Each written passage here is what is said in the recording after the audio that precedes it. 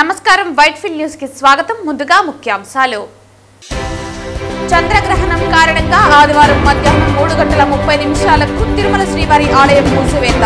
సోమవారం తెల్లవారుజామున 3 గంటలకు సుప్రభాతంతో దర్శనాలు ప్రారంభిస్తామని పేర్కొన్న టీటీడీ అధికారులు.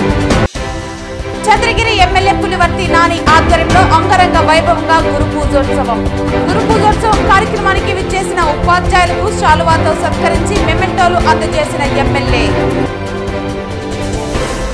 వార్తల్లోని వివరాలు. చంద్రగ్రహణం కారణంగా ఆదివారం మధ్యాహ్నం 3:30 తిరుమల శ్రీవారి ఆలయాన్ని అధికారులు మూసివేశారు. ఇవాళ మధ్యాహ్నం 2 గంటల వరకు 27,525 మంది భక్తులు శ్రీవారిని దర్శించుకున్నారు. ఆదివారం అన్ని అర్జిత సేవలు రద్దు చేశారు. అర్ధరాత్రి 12 తర్వాత నిర్వహించే ఏకాంత సేవను మధ్యాహ్నం 3 గంటలకే పూర్తి చేశారు. భూవరాహస్వామి ఆలయంతో పాటు అన్నప్రసాద వితరణ కేంద్రాలను సైతం మూసివేశారు. భక్తులకు ఇబ్బంది కలగకుండా 50,000 పులిహోర బిస్కెట్ ప్యాకెట్లను పంపిణీ చేస్తున్నారు.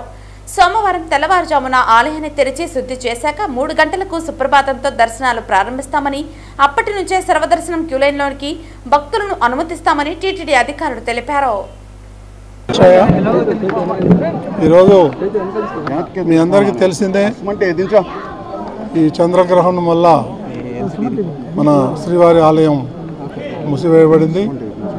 3:30 నుంచి రేపు ఉదయం 1:30 వరకు, ఆ తర్వాత 3 గంటలకి మిగిలినటువంటి కార్యక్రమాలు ఏదైతే ఉందో అర్చక స్వాములు వాళ్ళందరూ కూడా ఆలయ శుద్ధి చేసి ఆ తర్వాత భక్తులకి అనుమతించడం జరుగుతుంది. అప్పటి వరకు ఈ యొక్క ఆలయాన్ని మూసేయడం జరిగింది.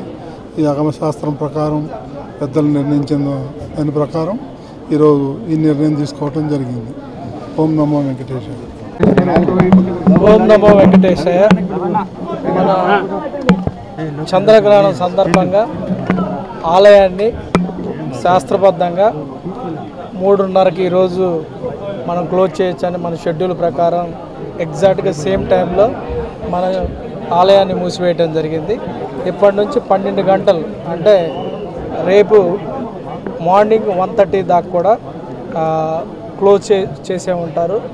రేపు 1:30 తర్వాత శుద్ధి కార్యక్రమాలు ఇవన్నీ చేసి 3 గంటలకు సుప్రభాతంతో ఈసారి ఏకాంతంగా స్టార్ట్ అవుతుంది. అలానే తిరుమలలో ఇప్పటికే వచ్చే చాలామంది కానీ కింద వాళ్ళు కానీ రేపు ఉదయం 2 గంటల నుంచి క్యూ లైన్లో అనుమతించబడుతుంది. దానికి అనుగుణంగా ఇప్పటికే ఎలక్ట్రానిక్ ప్రింట్ మీడియా ద్వారా కానీ ఇంటర్వ్యూ కానీ లేకపోతే రకరకాల పద్ధతుల్లో పిలిగ్రిమ్స్కి తెలియజేయడం జరిగింది. టీటీడీ చెప్పిన దాని ప్రకారం సూచనల ప్రకారము అందరూ కూడా ఫాలో చేస్తే వాళ్ళకు కూడా ఏ రకమైన ఇబ్బంది ఉండదు. అలానే టెంపుల్ అడ్మినిస్ట్రేషన్ కూడా ఏ రకమైన సమస్యలు ఉండవని ఈ సందర్భంగా తెలియజేస్తున్నాము. అలానే ఇప్పుడు టెంపుల్ సీలింగ్ ముందు అందరూ కూడా అన్నీ లైక్ వైకుంఠం 1 కానీ వైకుంఠం 2లో కానీ లేకపోతే మిగతా క్యూ లైన్లో ఉండే అందరూ కూడా దర్శనం చేసుకొని పంపించడం జరిగింది. ఒక్కరు కూడా భక్తులు ఇక్కడ టీటీడీ ప్రెమైసెస్లో మన వైకుంఠంలో కానీ బయట కానీ ఎక్కడా కూడా ఎవరూ లేరు. అన్నీ కూడా కంప్లీట్గా చూసి అందరికి కూడా దర్శనం చేయించి అందరిని కూడా పంపించడం జరిగింది.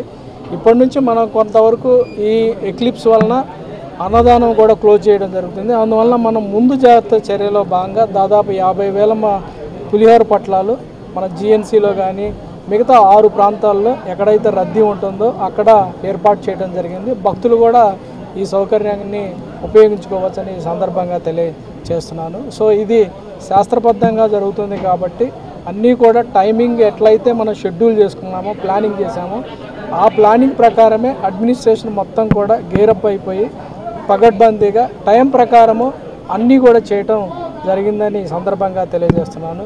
ఓం నమో వెంకటేశాయ.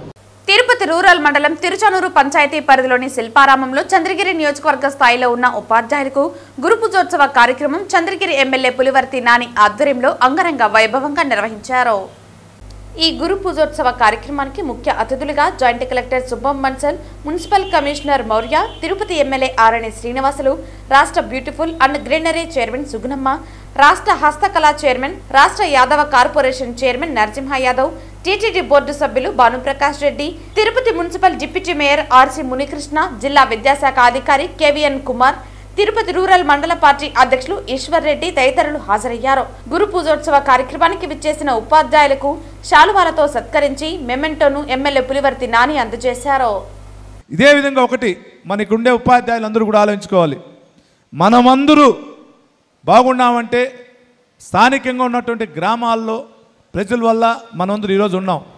అటువంటి చోట మీరు కూడా మారుమూల ప్రాంతాలకు కూడా వెళ్ళి మీరు విద్యా వ్యవస్థ ద్వారా ఉన్నటువంటి ఎక్కడెక్కడైతే బడు బలహీన వర్గాలు ఉన్నారో వాళ్ళని కూడా మీరు వాళ్ళకి విద్య నేర్పించి సంఘంలో ఈరోజు చాలామంది డాక్టర్లు కానీ ఇంజనీర్లుగా అయ్యేదానికి అవకాశం కల్పించేది మీరు.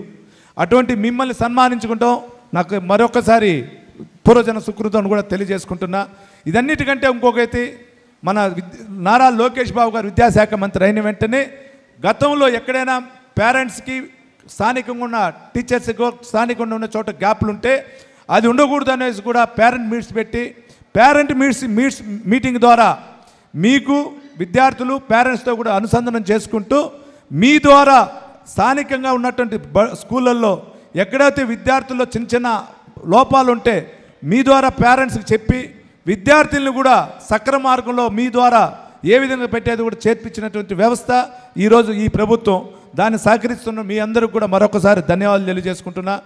పిల్లలు ఈరోజు ఏ దిశకు ఎదగాలనుకుంటే గురువులదే మెయిన్.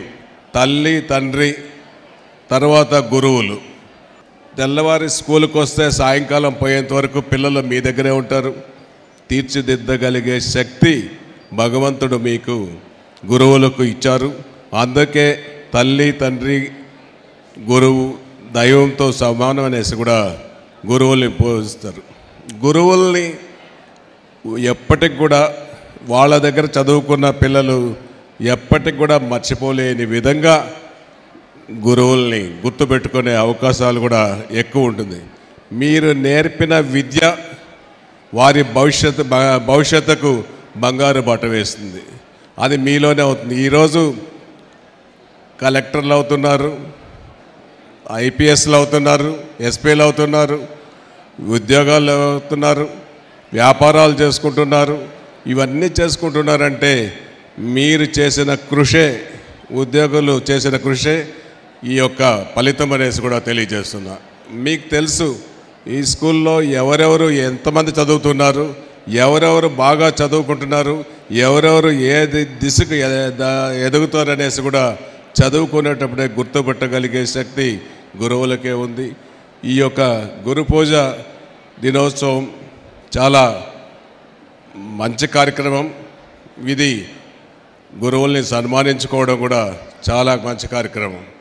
ఇది ఎప్పటి నుంచో వస్తున్నా కూడా ఈ యొక్క కార్యక్రమం ఇది ప్రతి ఒక్కరికి కూడా పునాది. ఇప్పుడు భావితరాలకు కూడా గురువుల్ని గౌరవించాలి, గురువుల్ని పూజించాలి అనే ఒక మార్గం ఏర్పడాలనుకుంటే ఇటువంటి కార్యక్రమాలు ఉపయోగపడతాయనేసి కూడా తెలియజేసుకుంటూ, పిల్లలు ఇంటికంటే ఎక్కువ స్కూల్లో స్పెండ్ చేస్తారు. తల్లిదండ్రుల తర్వాత టీచర్స్ని పూజిస్తారు. టీచర్ని గురుదేవోభవ అని దేవుడికి ఈక్వలెంట్గా చూస్తారు. కాబట్టి మీ అందరిపై నా బాధ్యత ఉంది. ఈ సభలో ఇంకొకటి తెలియజేయాలనుకుంటున్నా. చాలా మనం కేసెస్ న్యూస్లో కానీ చూస్తూ ఉంటాము. స్కూల్లోనే కొన్ని అగత్యాలు జరుగుతూ ఉంటాయి. అవి జరగకుండా చేయాల్సిన బాధ్యత కూడా టీచర్స్దే. ఎందుకంటే ఒక్కసారి పిల్లల్లో ఏదైనా నెగిటివ్ ఇంప్రెషన్ పడితే అది బాయ్స్ అయినా గర్ల్స్ అయినా పెద్ద అయినంత వరకు అది పోవడం చాలా కష్టం. అది మన ఎడ్యుకేషన్ పైన పడుతుంది, మన పర్సనాలిటీ పైన పడుతుంది, సొసైటీలో మనం ఎట్లా బిహేవ్ చేస్తున్నాం పడుతుంది. కాబట్టి అందరూ ఆ బాధ్యత తీసుకోవాలి. అలాగే ఒక చదివే కాకోకుండా మన పిల్లలకి ఎలా అయితే మనం విలువలు నేర్పిస్తామో, ఇంట్లో పిల్లలకి విలువలు నేర్పిస్తాం, ఆ విలువలు కూడా ప్రతి ఒక్క స్టూడెంట్కి నేర్పించాలని కోరుకుంటూ నాకు ఈ అవకాశం ఇచ్చినందుకు ధన్యవాదాలు. తిరుపతిలో డిబిఆర్ హాస్పిటల్ రోడ్డులోని శ్రీ కన్వెన్షన్ హాల్ నందు క్రెడాయి ఆధ్వర్యంలో 5వ తేదీ నుండి జరుగుతున్న ప్రాపర్టీ షో నందు చివరి రోజైన ఆదివారం తిరుమల పాలక మండలి సభ్యులు బీజేపీ నేత భానుప్రకాష్ రెడ్డి పాల్గొన్నారు. తిరుపతి అంటేనే ఒక ప్రత్యేకమైన గుర్తింపు ఉంది. తిరుపతిని స్పిరిచువల్ క్యాపిటల్ అంటారు, ఒక ఆధ్యాత్మిక క్షేత్రం. ప్రతి ఒక్కరికి భగవంతుడు వచ్చి ఒక క్షణమైనా చూసిపోవాలని చెప్పి కోరుకుంటుంది. చాలామందికి తిరుపతిలో ఉండాలని చెప్పి కూడా కోరుకుంటుంది. ఆ ఉండాలనే కోరికని ఇక్కడున్నటువంటి ఈ వేదిక మీద ఉన్నటువంటి వారు, కింద మీ అందరూ వారి కోరికని నెరవేరుస్తారని చెప్పి నాకు చాలా సంతోషం కలుగుతున్నారు. ఇప్పుడే నేను స్టాల్స్ అన్ని చూస్తూ వచ్చాను. గత కొన్ని సంవత్సరాలుగా నేను ఇక్కడే కార్యక్రమానికి వస్తుంటా. ప్రతిసారి అప్గ్రేడ్ అవుతా ఉన్నాను. యంగ్స్టర్స్ ముఖ్యంగా ఎంత సంతోషం అంటే యంగ్స్టర్స్ ఈ క్రెడేలోకి రావడం, ఈ క్రెడే గ్రూప్ని, ఎందుకంటే పెద్దవాళ్ళు పాత కొత్త కలయికుంటేనే ఏ విధంగా ముందుకు పోయే అవకాశం లేదు. నేను ఒకటే చెప్తున్నా, ఇప్పుడు మాట్లాడుతూ మన ఎస్బీ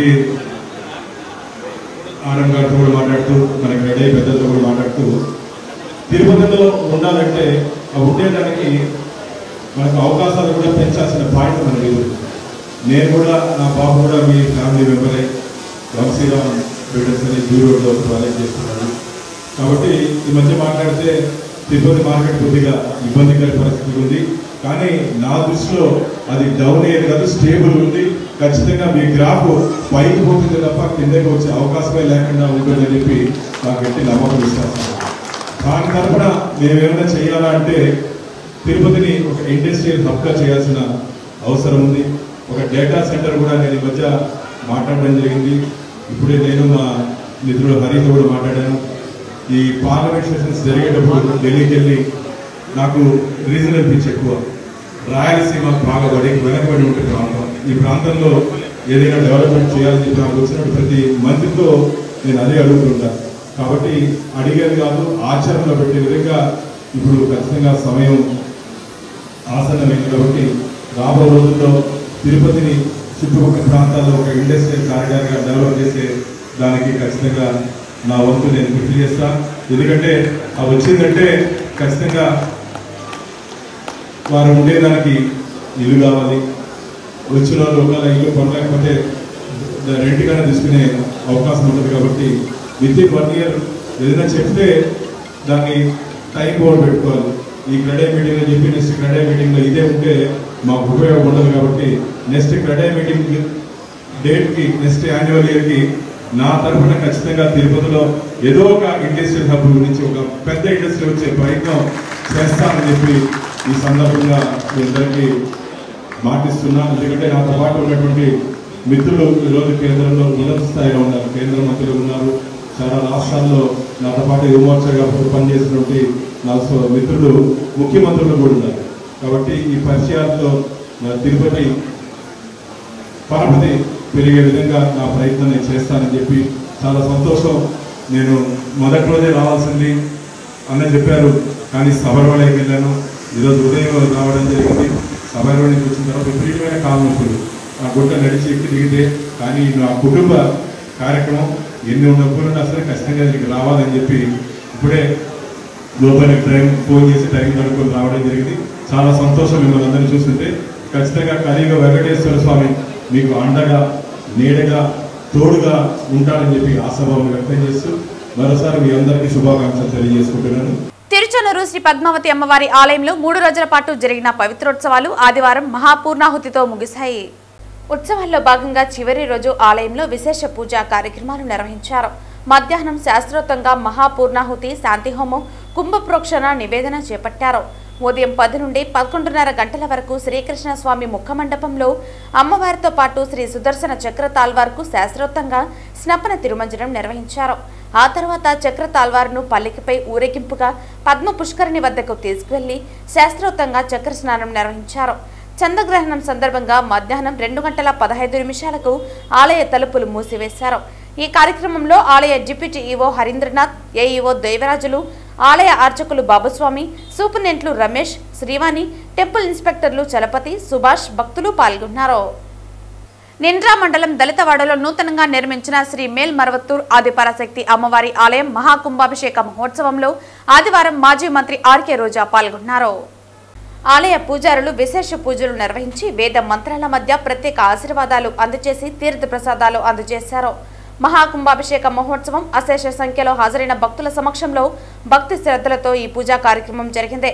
ఈ సందర్భంగా జరిగిన మహాకుంభాభిషేకానికి అలాగే గతంలో ఆలయ అభివృద్ధికి తన సహకారం అందించారు. స్థానిక వైఎస్ఆర్సీపీ నాయకులు, కార్యకర్తలు, గ్రామ పెద్దలు, భక్తులు ఘనంగా స్వాగతం పలికి ఆహ్వానించారు.